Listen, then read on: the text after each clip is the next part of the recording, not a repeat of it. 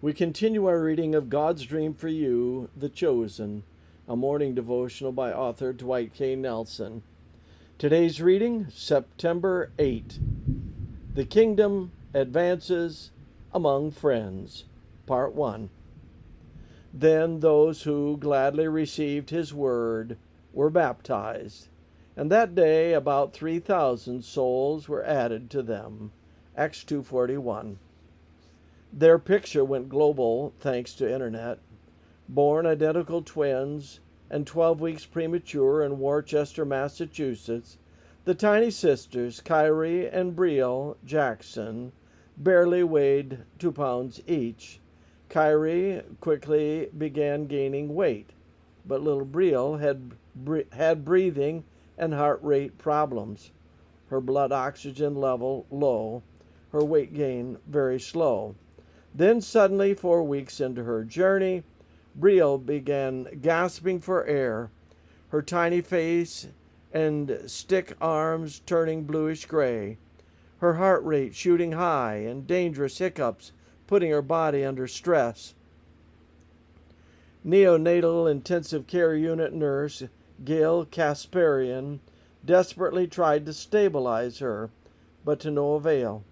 Then the nurse recalled a double bedding multiple birth babies procedure common in Europe, but forbidden in this country for fear of passing infections.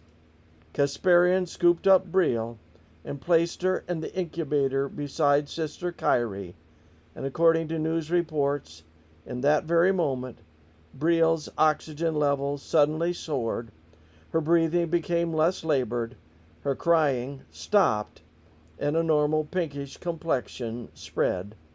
Someone snapped a picture of the preemie sisters in their shared incubator.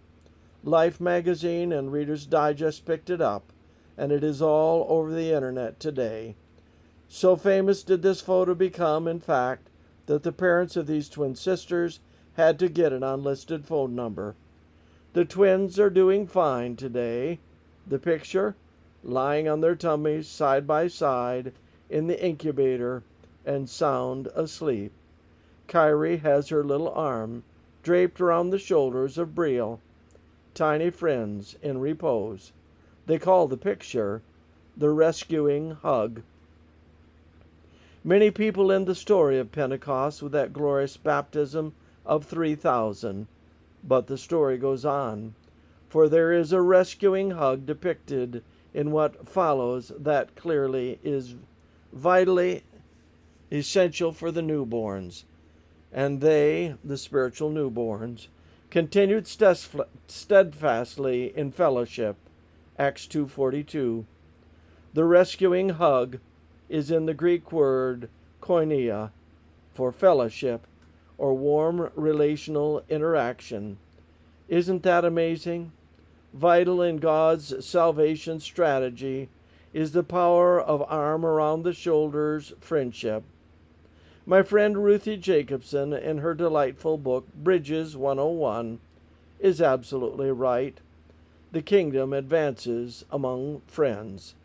The kingdom of God grows not only through public rallies, Acts 2:41, but also through private relationships, Acts 2:42 and 47.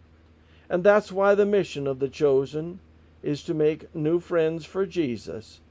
So why not do it today? This concludes our reading today of God's Dream for You, The Chosen.